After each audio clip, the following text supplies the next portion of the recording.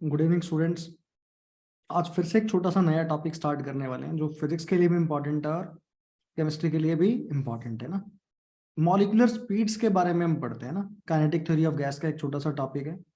तो उसमें 3 तरह की मॉलिक्यूलर स्पीड्स आती है, उनकी बात करेंगे और उसमें एक इम्पॉर्टेंट है मोस्ट प्रोबेबल स्पीड, उसको डिराइव करना सीखेंगे कि वो कैसे आया होगा।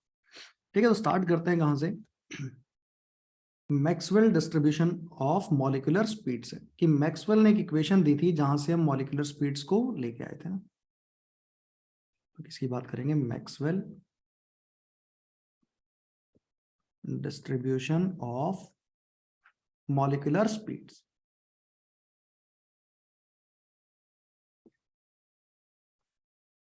तो देखो ये इंपॉर्टेंट है कि मैक्सवेल की इक्वेशन को समझना और उस पे जो ग्राफ रिलेटेड क्वेश्चंस आते हैं उसके बारे में पता होना।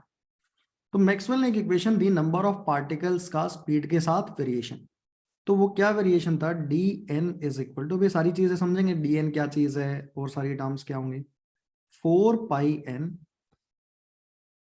M divided by 2 pi RT to the power 3/2 into e⁻⁻⁻ mu² upon में 2 टाइम्स ऑफ RT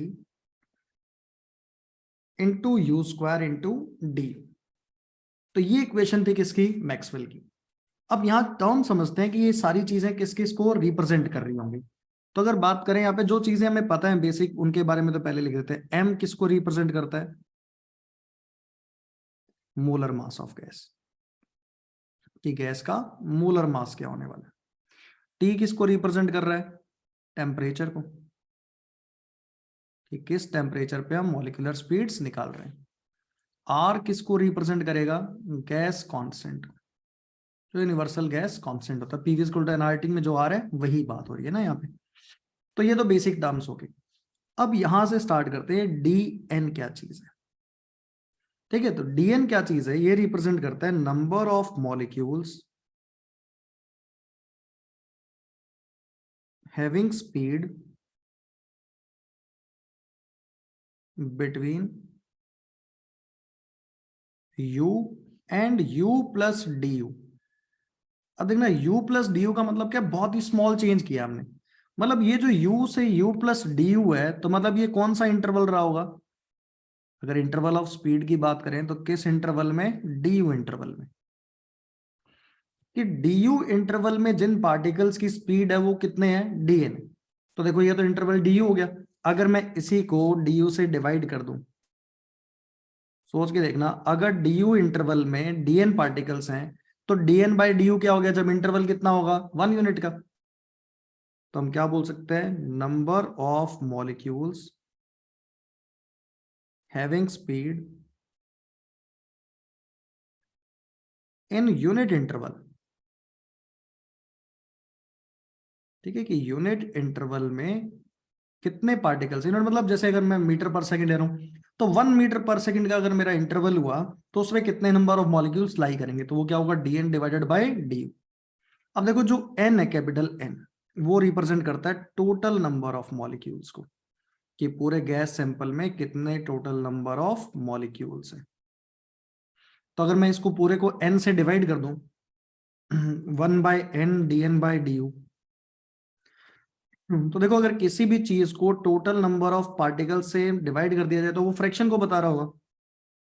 तो ये क्या रिप्रेजेंट करेगा? Fraction of molecules having speed in unit interval, कि यूनिट इंटरवल में कितने फ्रैक्शन ऑफ मॉलिक्यूल्स की स्पीड होने वाली है, वो कौन रिप्रेजेंट करेगा? 1/n dn/d। अब देखो मेन चीज है, मेरे को उस इक्वेशन को रीअरेंज करना है। जो ऊपर वाली इक्वेशन थी, वहां से डी यू भी नीचे आ जाएगा, एन भी नीचे आ जाएगा। तो 1/n dn/du क्या बचने वाला है अपने पास? 1/n dn/du। ये क्या चीज आने वाली है? इज इक्वल टू, वो 4 पाई n वाला तो n नीचे आ गया, जो ब्रैकेट में m डिवाइडेड बाय में 2 पाई RT पावर 3/2 था, वो एज इट इज रहेगा। e⁻⁻⁻mu² डिवाइडेड बाय 2RT भी एज इट इज रहेगा, इनटू में u²। तो ये एक इंपॉर्टेंट क्या आ गया अपने पास, रिजल्ट आ गया। ये क्यों इंपॉर्टेंट रिजल्ट है? क्योंकि जो अपने पास ग्राफ प्लॉट होता है ना मॉलिक्यूलर स्पीड्स का, वो किसके बीच में होता है, इसी के बीच में होता है, 1/n dn/du वर्सेस u का,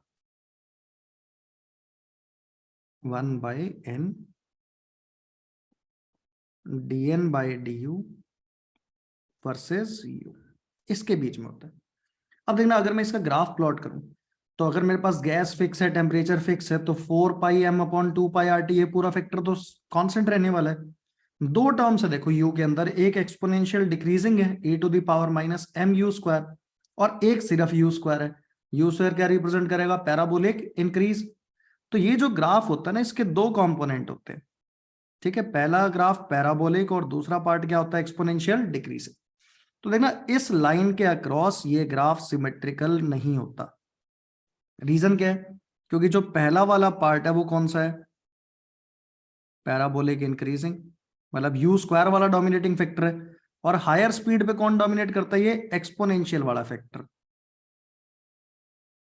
तो ये कैसा है, एक्सपोनेंशियल डिक्रीजिंग। तो अब ये ग्राफ सिमेट्रिकल नहीं है। देखना, ये एडवांस में सवाल भी आया हुआ है इस पे ना, तो क्या ध्यान रखना है, दिस ग्राफ या this curve is not symmetrical about this axis, is not symmetrical. इस एक्सिस के अलोंग, वो देखने में ऐसा लग रहा है कि सिमेट्रिकल है, पर ये ग्राफ सिमेट्रिकल नहीं।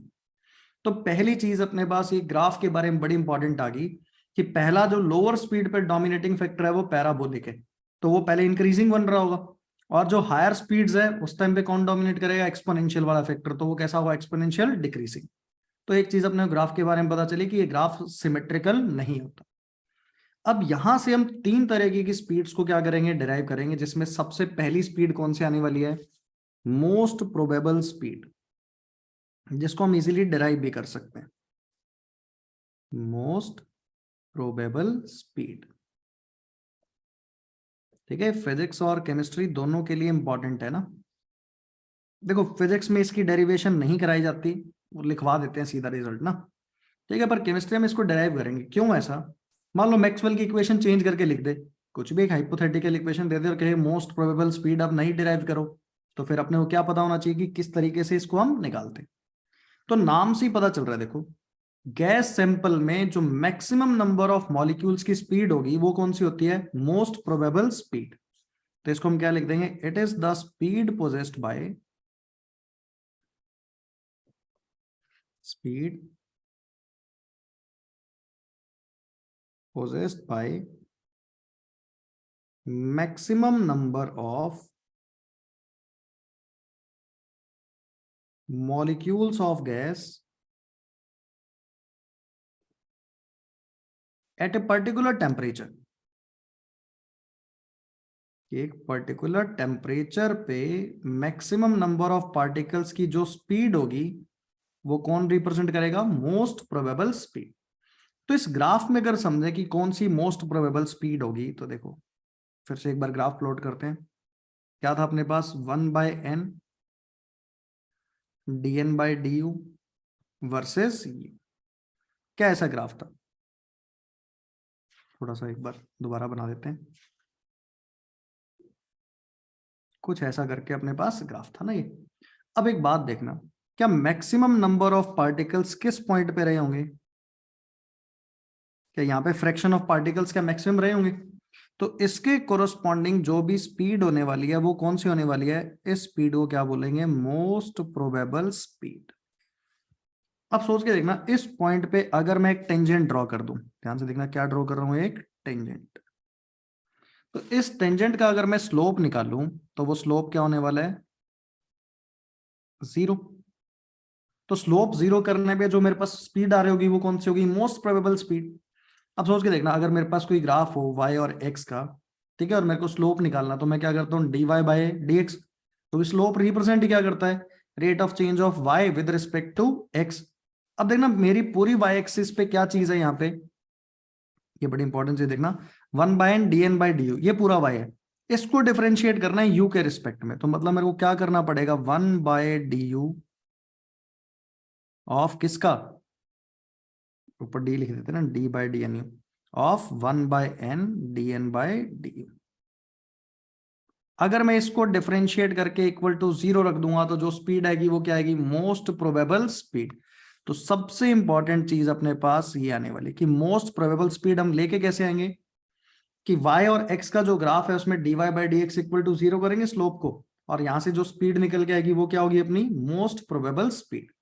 तो एक काम करते हैं, अपने पास रिलेशन है, डिफरेंशिएट करते हैं। ठीक है, थोड़ा सा मैथमेटिक्स लगेगा, बहुत ज्यादा मुश्किल नहीं है, डिफरेंशिएट करना आसान है। 1/n dn/du को एक बार दोबारा लिखते हैं, तो वो क्या चीज है, 4 पाई। रिजल्ट इसको रटने की खास जरूरत नहीं है, मतलब ये वाला मैक्सवेल इक्वेशन को ना अगर पेपर में आएगा तो वो इक्वेशन देगा ही, u² अपॉन 2RT इंटू में u², ये इक्वेशन थी। अब इसको u के रिस्पेक्ट में करते हैं डिफरेंशिएट। ठीक है, तो ध्यान से एक बार स्टेप बाय स्टेप देखते चलना। मैंने किया d/du ऑफ 1/n dn/du, इसको डिफरेंशिएट करते हैं। देखो कांस्टेंट पे तो कोई फर्क पड़ेगा नहीं, कांस्टेंट तो एज इट इज रहेगा। मल्टीप्लाई में तो कांस्टेंट बाहर निकाल लेते हैं ना। ये मैं उम्मीद करता हूँ थोड़ा बहुत डिफरेंशिएशन अपने को आता हुआ, है ना। फिजिक्स में भी पढ़ा है ये, अपने मैथ्स में भी पढ़ा है कि दो फंक्शंस हैं मल्टीप्लिकेशन में, u इंटू वी, डिफरेंशिएट करना है। तो एक को डिफरेंशिएट कर दो, मान लो u² को डिफरेंशिएट किया, क्या हो गया 2u, वो एज इट इज रहेगा e⁻⁻ऑफ mu² divided by 2 times of RT, क्या एक बन गया ये। ठीक है, फिर प्लस u² को एज इट इज रखें। अब इसका डिफरेंशिएशन करना है e⁻ का ना। अब ये ध्यान से देखना क्या होगा, u²/2RT, ये तो एज इट इज हो गया, मल्टीप्लाइड बाय, अब इस फंक्शन का भी तो डिफरेंशिएशन करना पड़ेगा, m इंटू u²/2RT का, तो u² का 2u हो जाएगा, तो minus of m multiplied by 2 times of u divided by में 2 टाइम्स ऑफ RT। ये पूरा इक्वल टू मेरे को करना है 0 के। देखना 2 से 2 क्या हो जाएगा, कैंसिल आउट। पहले मैं थोड़ा सा काम कर रहा हूँ, ये जो कांस्टेंट था ये 0 में उस तरफ जाके 0 हो जाएगा, उसको हटा ही देते हैं। तो यहां से बचा गया 2u multiplied by e⁻⁻ of mu² upon में 2RT। अब देखो प्लस और माइनस, वो माइनस का साइन था m में, यहां माइनस का साइन आ जाएगा, क्या बचेगा u² इंटू में e⁻⁻ ऑफ mu² अपॉन में 2 times of RT multiplied by m into u by RT। ये पूरी कहानी इक्वल टू क्या बची हुई है, 0।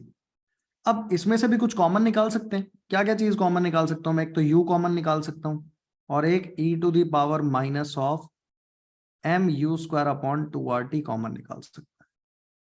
ये पूरा कॉमन आएगा तो ये 2u में से क्या बच जाएगा, 2 बचेगा, यहां माइनस का साइन, यहां क्या कॉमन आ गया, m बाहर निकल गया एक्सपोनेंशियल, तो बचा क्या u² और multiplied by m divided by RT is equal to क्या बच गया, 0। अब ये फिर से टर्म उधर जाके क्या हो जाएगा, 0 जो मल्टीप्लाई में, तो क्या बचा 2 is equal to m into में u² डिवाइडेड बाय RT। ठीक है, थोड़ा सा इसको रीअरेंज कर देते हैं, 2RT उधर जाएगा, m नीचे बचेगा, तो ये जो u² बनेगा ये क्या बनेगा, 2RT डिवाइडेड बाय m। तो यही मोस्ट प्रोबेबल स्पीड का स्क्वायर हो गया, जो स्पीड आनी थी मैक्सिमा वाले पे, मतलब मैक्सिमम नंबर ऑफ पार्टिकल्स की। तो यहां से अगर मैंने इसको u मोस्ट प्रोबेबल लिखा तो ये स्क्वायर रूट बन गया वो, तो square root of 2 into R into T divided by M. तो ये अपने पास आ गया कौन सा, मोस्ट प्रोबेबल स्पीड। क्या यही अपने को निकालना था, क्या एक इंपॉर्टेंट रिजल्ट आ गया अपने पास, root of 2RT divided by M, where M is molar mass, T is temperature, R is gas constant. तो उस पूरी कहानी में करना क्या था, सिर्फ अपने को डिफरेंशिएट करके इक्वल टू क्या करा हमने, 0, और थोड़ा सा सॉल्व किया, मैथमेटिक्स लगाया, तो मोस्ट प्रोबेबल स्पीड आ गया √2RT डिवाइडेड बाय एम। देखो थोड़ी सी भी गलती अगर डिफरेंशिएशन में कर दोगे तो आंसर गड़बड़ हो जाएगा, तो मेन रिजल्ट पता होना चाहिए, है ना। पर अगर ये कभी क्वेश्चन आए इक्वेशन चेंज करके, फिर ध्यान से सॉल्व करना है ताकि हम कोई गलती इसमें ना करें। तो ये पहली अपने पास टाइप ऑफ स्पीड आई, कौन सी, मोस्ट प्रोबेबल स्पीड। फिर इसमें दो स्पीड और होती है, सेकंड कौन सी होती है, एवरेज स्पीड। ठीक है, एवरेज स्पीड की बात करें, यू एवरेज। अब देखो गैस के सैंपल में बहुत सारे मॉलिक्यूल्स होने वाले हैं। मान लो N1 मॉलिक्यूल्स की स्पीड U1 है, N2 मॉलिक्यूल्स की स्पीड U2 है, N3 की स्पीड U3 है।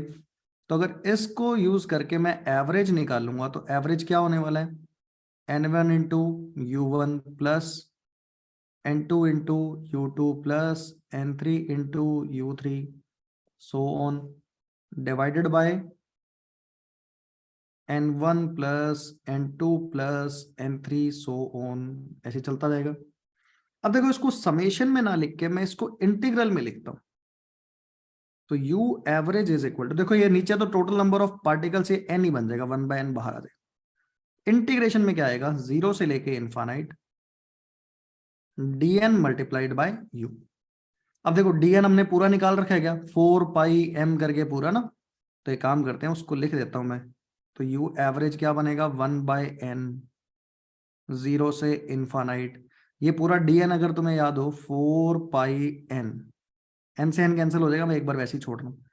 2m अपॉन में 2πRT⁻3/2 into e⁻ -mu² upon में 2RT इंटू u² होता है, एक u यहां भी प्रेजेंट था तो u का क्यूब हो गया होगा इंटू डी। अब देखो ये इंटीग्रेशन सॉल्व करना अपने आप में मुश्किल है ना, तो ये इंटीग्रल सॉल्व नहीं करना अपने को। ठीक है, सिर्फ क्या चीज पता होनी चाहिए इसके अंदर, एक तो एवरेज का ये वाला फॉर्मूला पता हो, एक ये पता हो कि जो इंटीग्रल वाला फॉर्म बनेगा ना उसमें यू क्यूब का फैक्टर आने वाला है, बस इतना सा याद रखना। तो इसको अंडरलाइन कर देते हैं कि फैक्टर किसका आएगा, यू क्यूब का। अब इसके बाद डायरेक्ट रिजल्ट याद कर लेंगे कि जो एवरेज स्पीड होती है वो क्या होती है, रूट ओवर में 8RT डिवाइडेड बाय πm। ये क्या चीज है अपने पास, एवरेज स्पीड का फॉर्मूला। देखो एवरेज स्पीड में जो दो बॉक्स बनाए हैं वो याद रखने, पहले ऊपर वाला N1U1 वाला, और एक एवरेज का ये formula root over 8RT divided by πm। Clear है बात, ये याद रह जाएगा अपना, एवरेज स्पीड आ गई अपनी ये। फिर जो थर्ड टाइप की स्पीड है इसमें वो है उसमें मोस्ट प्रोबेबल हो गया रूट मीन स्क्वायर स्पीड। कौन सी है, रूट मीन स्क्वायर स्पीड। ठीक है, इसको क्या लिखते हैं हम, URMS। तो देखो रूट मीन स्क्वायर स्पीड जो होने वाली है URMS का स्क्वायर, वो क्या होगा, अब देखना URMS का स्क्वायर लिख रहा हूं, वो क्या होगा, N1 इंटू U1 का स्क्वायर। N1 वही है नंबर ऑफ पार्टिकल जिनकी स्पीड U1 है, N2 into U2 square, N3 into U3 square so on divided by total number of particles N1 plus N2 plus N3। अब एक बात देखना, जब इसको इंटीग्रल की टर्म में लिखोगे ना, एवरेज और इसमें फर्क पता क्या आएगा, वहां u क्यूब था यहाँ u⁴ आएगा। क्यों, उसमें सिर्फ u था, यहाँ पे u² मल्टीप्लाई हो रहा है, तो इसमें u² इंटू u², u⁴ होने वाला है ना। तब वो इतनी ज्यादा डिटेल में इसका इंटीग्रेशन दोबारा नहीं लिखने वाले, बस ये URMS का फॉर्मूला रखेंगे। URMS क्या होता है, रूट ओवर में 3RT डिवाइडेड बाय m। तो ये अपने पास क्या आ गया, रूट मीन स्क्वायर स्पीड आ गया। तो most probable root over 2RT/m, average is root over 8RT/πm, और एक रूट मीन स्क्वायर स्पीड आई रूट ओवर 3RT/m। तो तीन तरह की मॉलिक्यूलर अपने पास स्पीड्स होगी ना। अब इसके अंदर जो क्वेश्चंस बेसिक सवाल पूछ सकता है, कौन सी स्पीड ज्यादा कौन सी कम, कंपैरिजन करा सकता है, सेम गैस सेम टेम्परेचर पे सॉल्व कराने वाले भी आ सकते हैं, और जो इनमें रेशो याद रखना है अपने को, ठीक है, मतलब निकाल भी सकते हैं। एक तो पेपर में डिवाइड करें बैठ के, और एक हम ध्यान ही रख लें, तो इसमें से नोट डाल के एक दो बात लिख देते हैं कि अगर मैं बात करूं फॉर सेम गैस, मतलब मोलर मास अपना सेम है गैस का, एट फिक्स टेम्परेचर मतलब टेम्परेचर भी क्या है, सेम है, तो तीनों स्पीड में सबसे ज्यादा कौन सी होने वाली है। ठीक है, तो सबसे ज्यादा देखो एक रूट 3 का फैक्टर बचेगा, RT/m सभी में कॉमन है, एक रूट 2 बचेगा, एक रूट ओवर 8/π बचेगा। तो सबसे ज्यादा कौन सा होगा, रूट 3, तो मतलब URMS स्पीड सबसे ज्यादा रही होगी। फिर अगला एवरेज 8/π का रूट, और सबसे लास्ट में कौन सा रही होगी, मोस्ट प्रोबेबल स्पीड। ठीक है, तो ये क्या हो गया अपने पास, ऑर्डर पता चल गया कौन सी ज्यादा कौन सी कम। अब देखो एक बार जेईई मेन में सवाल क्या पूछा हुआ है, ऐसे ग्राफ दिया था 1/n/dn/du versus u, graph given था और ऐसा करके बनाया, और ये स्पीड जैसे 3 रिप्रेजेंट करके दिखा दी, कहते हैं एक ये वाली स्पीड है, फिर एक कहीं उससे आगे दिखा दी, एक कहीं उससे भी आगे दिखा दी। पूछ रहा था बताओ ये तीनों स्पीड्स कौन सी रही होंगी।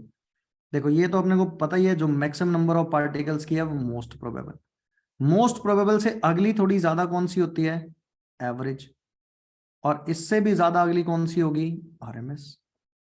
तो ये बस एक बताना था उसमें कि कौन सी स्पीड कौन सी रहने वाली है। फिर एक इनका रेशो याद कर लेंगे, ठीक है। देखो रेशो में क्या लिखें, RMS ratio, average ratio, most probable, ठीक है। आरटी बाई एम सभी के लिए सेम है, मतलब same gas at fixed temperature, तो बनेगा √3 √8/पाई और ये √over में 2, ठीक है। तो यहां से अगर लिखें इसको तो √8 1.732, ये अप्रोक्सीमेटली 1.592 और ये 1.414, ठीक। अब मेरे से जो सवाल पूछेगा किसी एक को 1 बनाएगा, अगर मोस्ट प्रोबेबल को 1 करें तो क्या करना पड़ेगा, पूरे को 1.414 से डिवाइड करना पड़ेगा, तो 1.224, 1.128/1।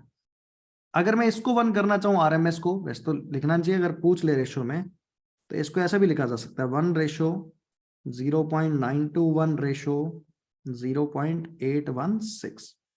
तो कोशिश करो इन दोनों को याद कर जाओ, है ना, ये रेशो याद है। और सबसे मोस्ट इंपॉर्टेंट पहले वाला, मतलब ये वाला 1.224 1.128/1, ठीक है। तो इतने इस पे बेसिक से सवाल क्वेश्चंस प्रैक्टिस कर सकते हैं इजीली, आसान आसान से क्वेश्चंस आते हैं डायरेक्टली।